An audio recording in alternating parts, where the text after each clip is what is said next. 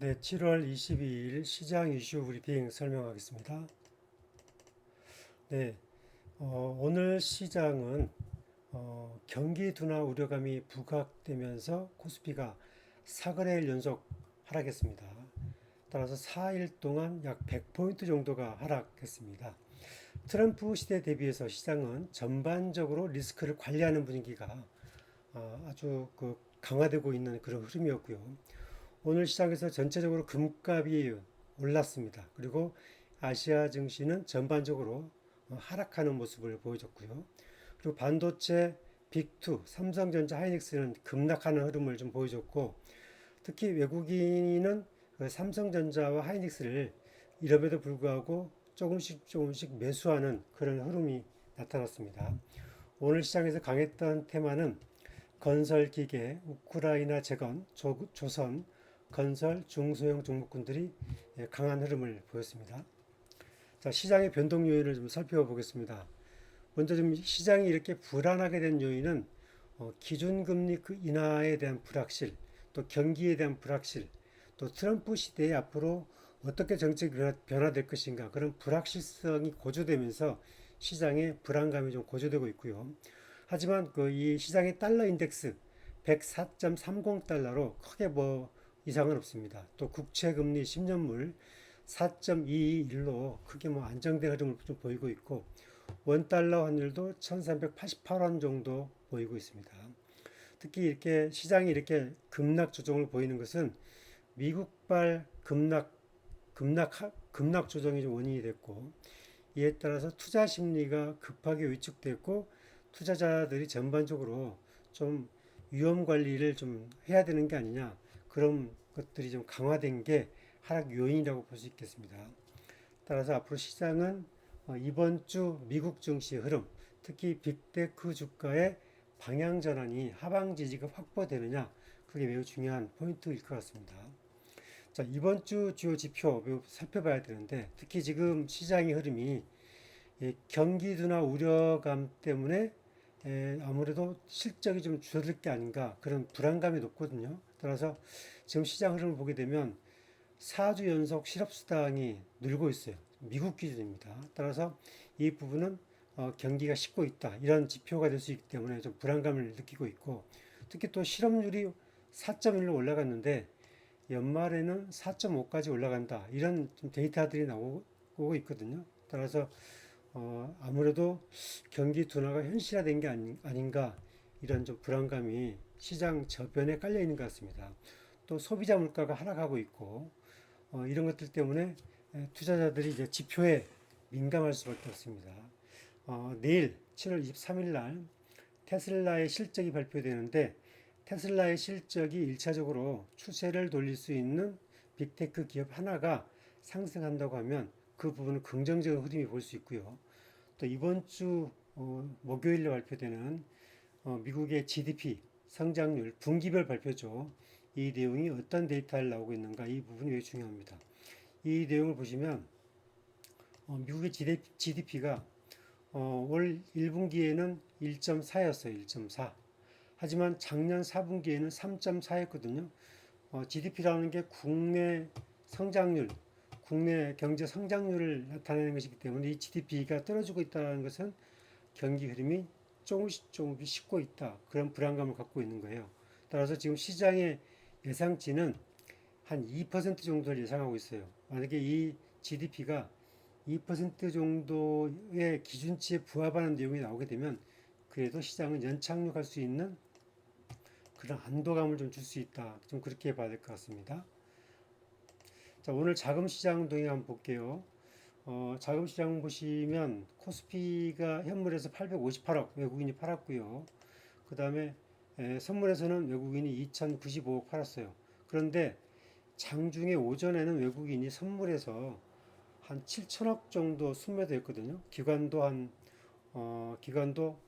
현물에서 매도가 더 강했고 그런데 오후장에 들어오면서 기관과 외국인이 현물도 매수를 좀 더 늘리고 선물 매도를 줄임에 따라서 전체적으로 시장이 좀 하락폭이 좀 줄어드는 그런 현상을 좀 보였습니다. 그래서 오늘 오후에 시장의 낙폭이 좀 줄었기 때문에 앞으로 시장이 어떻게 될 것인가 이 부분은 좀 살펴봐야 될 것 같습니다. 자, 그리고 삼성전자 하이닉스 아무래도 시가총액 상위 종목이기 때문에 시장에 미친 영향이 크기 때문에 한번 보겠습니다. 자, 삼성전자는 오늘 주가가 83,000원 마감했어요. 아무래도 지금 그 개장 동시호가는 84,400원 시작했는데 장중 저가는 82,600원까지 내려갔고 막판에 좀 낙폭을 좁혀서 83,000원에 마감했어요. 오늘 보게 되면은 외국인이 막판에 또 주식을 또 팔았네요. 외국인이 38만 주 팔고 기관이 22만 주 매도하는 걸로 나왔어요. 하지만 매도 폭은 좀 크지 않았기 때문에 흐름을 좀 봐야 되고 일단 삼성전자의 하락 지지는 한 82,000원 선, 이 82,000원 선이 하락 지지의 포인트로 보인다 이렇게 볼 수 있겠습니다. 자, 그다음에 하이닉스도 한번 볼게요. 하이닉스의 하락 지지는 얼마냐? 하이닉스 하락 지지는 제가 보기에는 여기 19만 5천 원 정도, 19만 5천 원 정도가 하이닉스의 하락 지지의 포인트입니다. 따라서 20만 원이 이탈되고 19만 5천 원대 정도가 하이닉스의 하락 지지 포인트인데 오늘 하이닉스가 지금 장중에 20만 원까지 갔어요. 20만 500원까지 갔다가 지금 20만 5천 원에 마감이 됐거든요. 하이닉스도 장중에 살짝 매수했다가 외국인들이 막판에 좀 팔았네요. 15만 주 정도 팔았어요. 따라서 기관도 5만 주 정도 팔았고 하지만 그렇게 낙폭이 그 외국인의 매도 물량이 크지 않았다는 점에서 이 부분은 하이닉스나 삼성전자나 하방 지지의 가격, 하단 지지가 얼마에 나타나느냐 그게 중요한 포인트일 것 같습니다. 자, 그다음에 그 포스코 인터내셔널 자원주도 한번 볼게요. 지금 오늘 53,200원 마감했고 3,200원 하락했고요. 거래량 83만 주.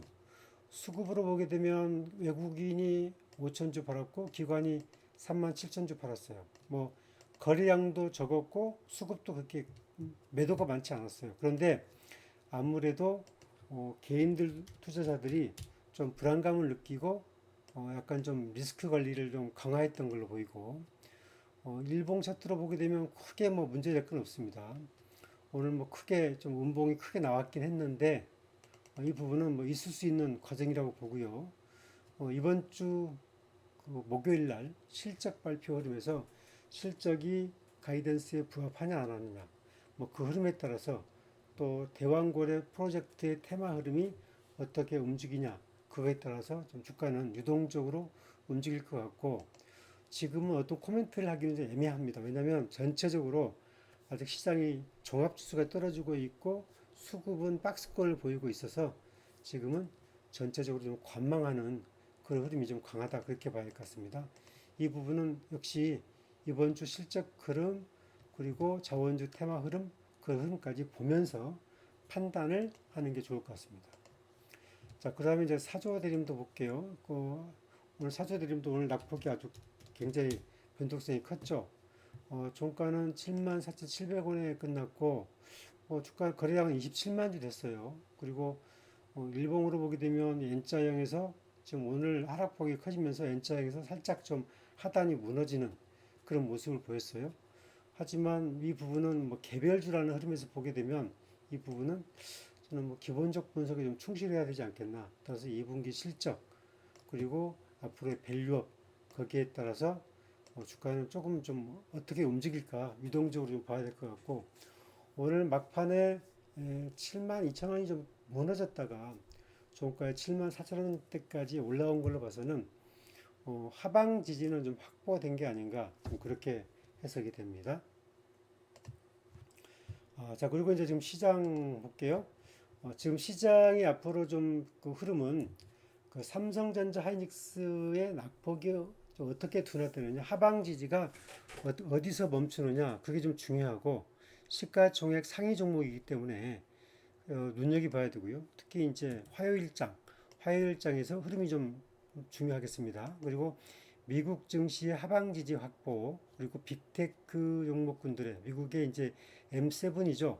M7 종목군들의 빅테크 저점 지지 확보가 매우 중요한 흐름이다. 그렇게 봐야 될 것 같고요.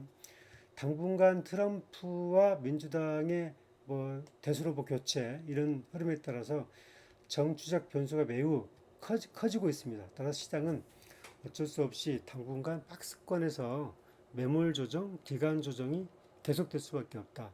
그렇게 보고 그리고 금리 인하 확정 때까지 시장은 투자 심리 안정기간이다. 그래서 기간 조정이 이어지는 개별 종목 장세가 계속될 수밖에 없다. 이렇게 해석을 합니다.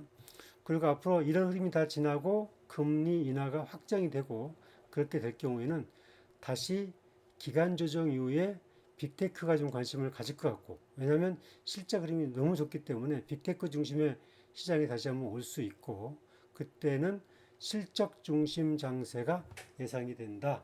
이렇게 볼 수 있겠습니다. 자, 여러분 이 방송 들으시는 분 구독, 좋아요 부탁드리고요.